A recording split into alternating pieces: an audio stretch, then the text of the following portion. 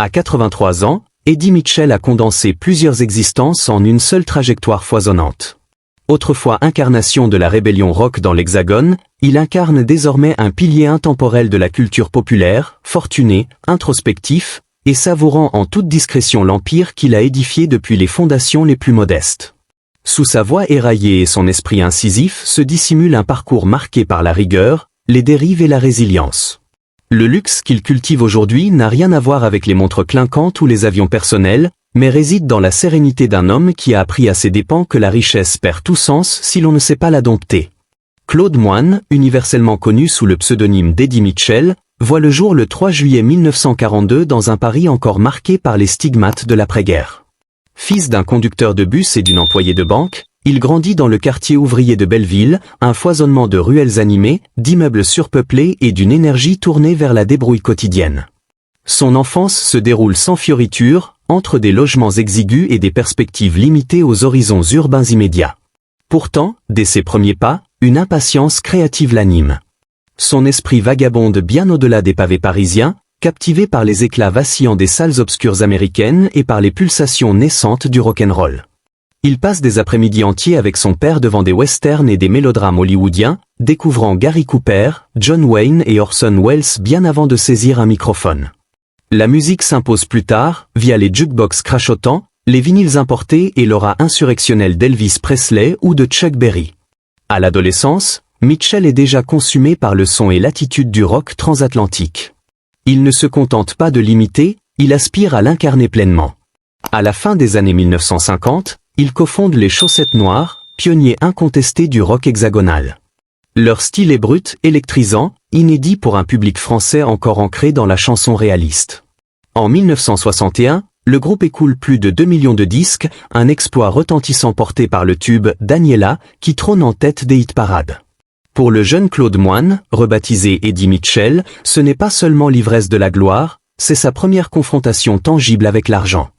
Mais la notoriété charrie aussi son lot de tensions. En 1963, le groupe se fracture sous le poids des égos et des différends pécuniaires. Mitchell opte alors pour un pari osé, la carrière solo. Un risque qui allait sceller son destin. En solo, il accède à une liberté artistique et financière inédite. Contrairement à nombre de ses pairs qui dilapident leurs gains, il assimile précocement l'art de convertir la célébrité en solidité. Sa maxime est limpide, bosser dur, conserver la mainmise, ne jamais déléguer sa valeur. Durant les années 1960 et 1970, il enregistre à Londres, Nashville et Memphis, collaborant avec des pointures comme Jimmy Page ou Big Jim Sullivan. Des albums comme Rockin' in Nashville, Sur la route de Memphis ou Couleur Mentalo s'imposent comme des références immédiates. Il n'est plus un simple imitateur, il devient le trait d'union entre le groove américain et la sensibilité hexagonale. À chaque opus, il consolide son patrimoine, droit d'auteur, cachet de scène, propriété intégrale de son répertoire.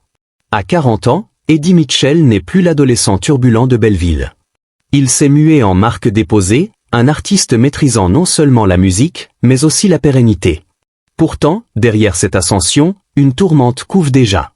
La gloire, les tournées marathoniennes et les pièges du mode de vie rocker vont bientôt le mettre à rude épreuve. Eddie Mitchell s'est toujours montré d'une franchise désarmante sur ses zones d'ombre. Dans ses confidences, il rit de ses faux pas, mais ces derniers ont failli l'anéantir. Au zénith de sa renommée, son existence vire au manège effréné d'excès. Il enchaîne plus de 50 concerts annuels, sillonnant parfois l'Europe entière pour honorer des engagements financiers écrasantes. « Je ne sniffais pas de cocaïne pour le kiff », confie-t-il un jour. « Je la prenais pour suivre le tempo. » La poudre devient une prothèse pour endurer le rythme infernal du succès. Mais son démon principal n'est pas la drogue, c'est l'argent. En 1979, après 18 ans d'union, il divorce de Françoise Lave, mère de ses deux aînés, Eddie et Marilyn. La rupture est violente et ruineuse. Le juge lui impose une pension alimentaire qui la quitte encore aujourd'hui, plus de 4 décennies plus tard. Pour éponger ses dettes conjugales, il se lance dans une tournée marathon de 200 dates, chantant au bord de l'épuisement, de la dépendance et du désespoir. Cette odyssée le métamorphose à jamais. Au début des années 1980, Mitchell est à bout de souffle. Ses addictions s'aggravent, ses finances chancellent. Il contracte une autre manie périlleuse, le jeu. Les casinos parisiens deviennent son repère nocturne, les tables de poker supplantant la scène comme exutoire. Quand tu quittes ta femme à 14 heures pour rentrer à 7 heures du matin juste pour disséquer une main de cartes, tu sais qu'il faut stopper, écrira-t-il dans son autobiographie. Il a dilapidé non seulement des sommes colossales, mais aussi sa quiétude intérieure. Puis surgit Muriel Bell, la femme qui va le sauver de l'abîme. Elle lui lance un ultimatum sans appel, le jeu ou moi.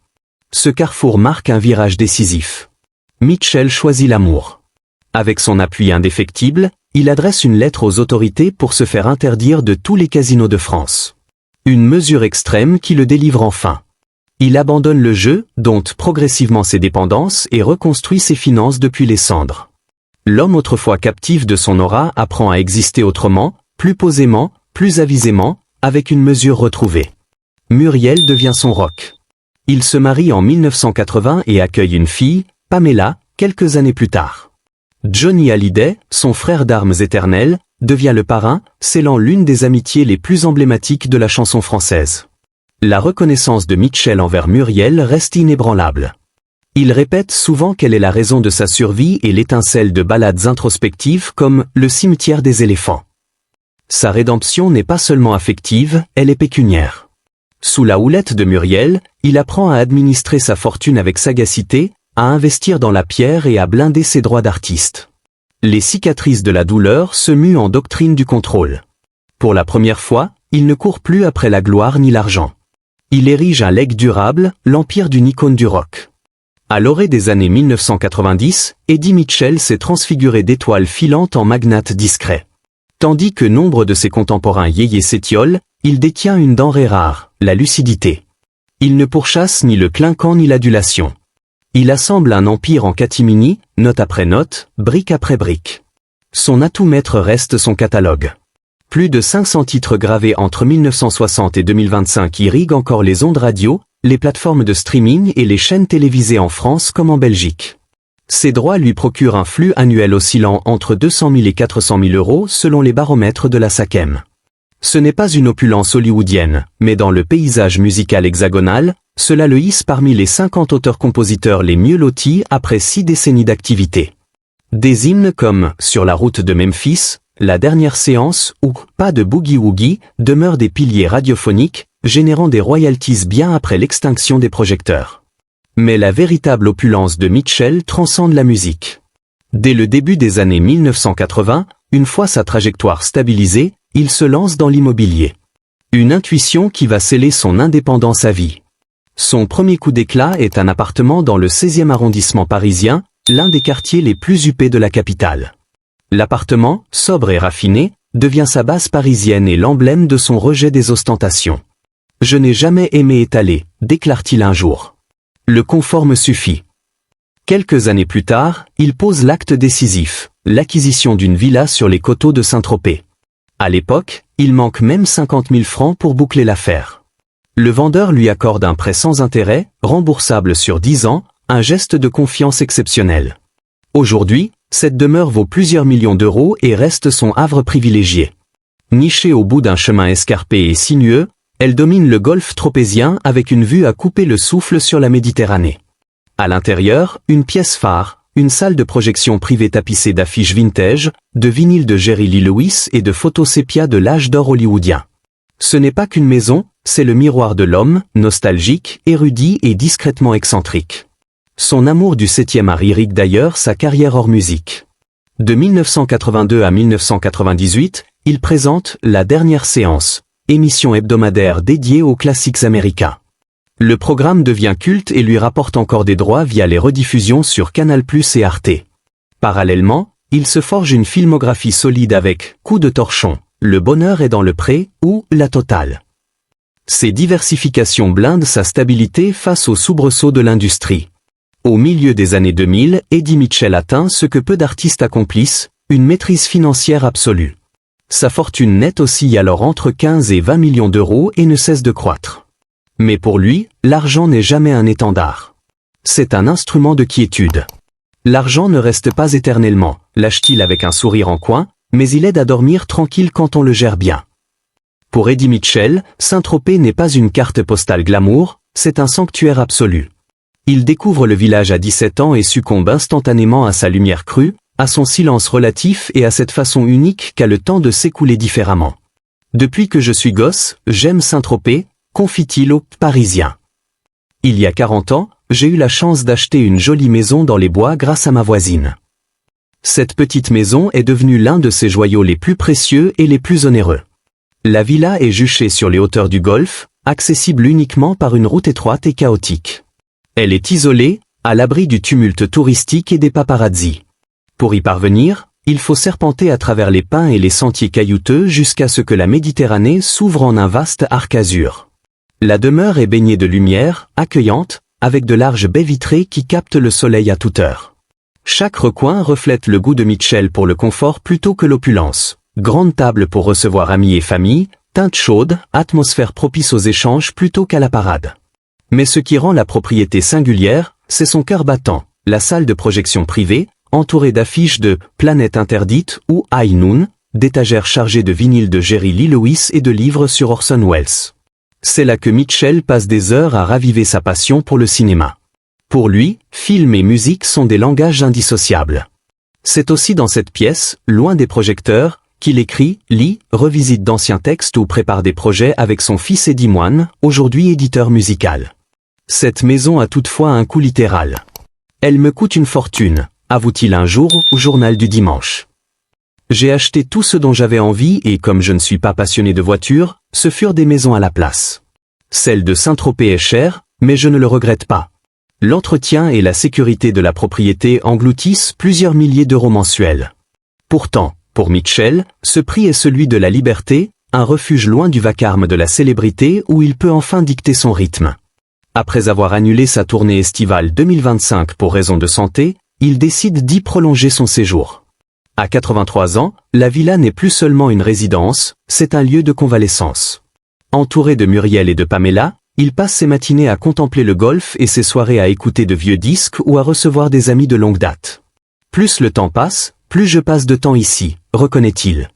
Dans ce havre de paix, loin de Paris et du chaos du show-business, la vision du luxe selon Mitchell se révèle. Ni diamant ni yacht, mais le silence, la mémoire et le confort d'une vie conquise à la sueur de son front. Comment Eddie Mitchell a-t-il édifié sa fortune? Peu de chanteurs français ont abordé l'argent avec autant de franchise qu'Eddie Mitchell. Il n'a jamais feint la sainteté ni masqué le coût de ses choix. Vous savez, lâche-t-il un jour à un journaliste, l'argent ne reste pas pour toujours, surtout quand on a commis autant de bêtises que moi. Son parcours est une leçon d'excès et de discipline, une feuille de route sur la perte et la reconstruction. Au fait de sa gloire, sa relation à l'argent est anarchique. Son premier revers financier vient du jeu. Dans les années 1970, poker et casino dévorent ses nuits. Il décrit les cercles parisiens comme ses secondes demeures où il traque l'illusion de l'argent facile. Quand tu quittes la maison à 14 h et rentres à 7 h du matin, avoue-t-il plus tard, tu commences à mesurer ce que tu perds. Cette addiction menace son mariage et vide une large part de ses économies. Puis survient un investissement calamiteux dans un restaurant, autre erreur coûteuse qui le force à réviser ses instincts d'affaires. Mais le coup le plus rude reste son divorce d'avec Françoise Lave en 1979. Les pensions alimentaires qu'il verse encore aujourd'hui restent un rappel constant de cette période. Au total, ces versements oscillant entre 8 000 et 12 000 euros mensuels représentent plusieurs millions sur 45 ans. Pour honorer ses obligations, il accepte un jour une tournée épuisante de 200 concerts, avant avoir eu recours à la cocaïne simplement pour tenir le rythme. Ces années l'ont vieilli plus vite que le temps, mais elles ont forgé son sens du contrôle. Après son union avec Muriel Bell au début des années 1980, Mitchell opère un virage radical. Il abandonne le jeu, fuit les affaires hasardeuses et se recentre sur ce qu'il maîtrise, musique, cinéma, immobilier. Il s'entoure de conseillers avisés, tisse un réseau de comptables fiables et apprend à décrypter chaque contrat ligne par ligne. Il répète souvent que la clé de la richesse n'est pas le talent, mais la longévité. Sa discipline transforme ce qui aurait pu être une carrière éphémère en un empire sexagénaire. Aujourd'hui, sa fortune est estimée entre 20 et 25 millions d'euros, environ 25 millions de dollars. Les experts évaluent qu'environ 40% proviennent de l'immobilier, 25% des placements financiers et 20% de ses droits musicaux. Même à 83 ans, ses chansons génèrent des royalties tandis que les rediffusions de « La dernière séance » lui rapportent des revenus modestes mais réguliers. Sa richesse n'atteint pas l'extravagance de Johnny Hallyday, son ami disparu, mais elle surpasse celle de Jacques Dutronc ou de Michel Polnareff, preuve que la patience l'emporte souvent sur le spectacle. Lorsqu'on lui demande quel est son plus grand luxe, Eddie Mitchell n'hésite pas. Le temps, répond-il, le temps de me reposer, le temps de choisir ce que je veux faire. J'ai bossé 60 ans pour me l'offrir. Ces mots résument une vie de leçons, gagnée, non héritée. Dans un milieu bâti sur les mirages, le succès de Mitchell repose sur quelque chose de bien plus rare, le réalisme.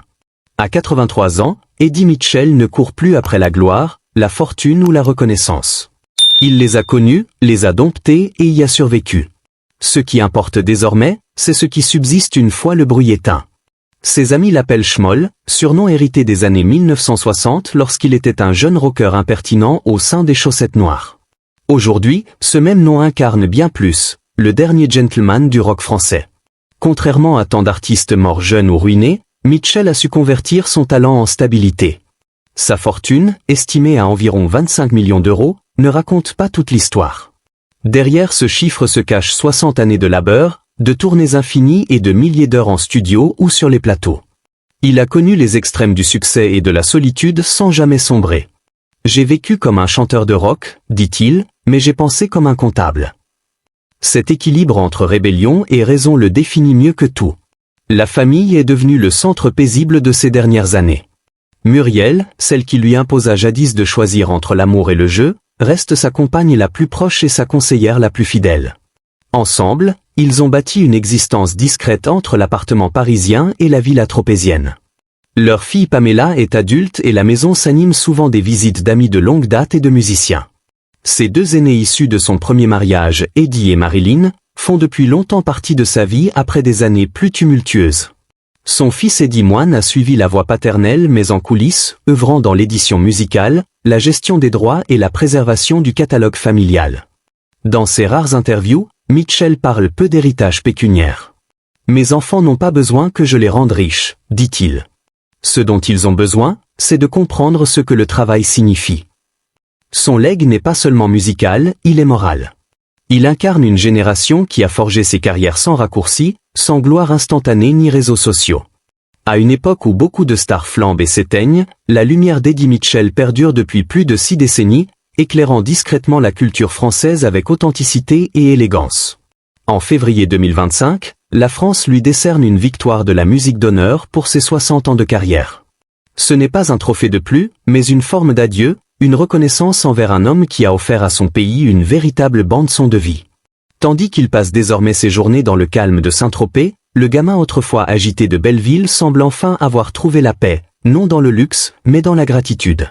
Il écoute encore ses anciens disques, fredonnant parfois quelques refrains, et quand les journalistes lui demandent s'il regrette quelque chose, sa réponse est simple. « Non, j'ai fait des erreurs, mais elles m'ont appris à mieux vivre et je suis toujours là. » C'est tout ce qui compte. La vie d'Eddie Mitchell prouve que le succès ne se mesure pas à ce que l'on gagne, mais à la manière dont on le conserve et dont on le dépense.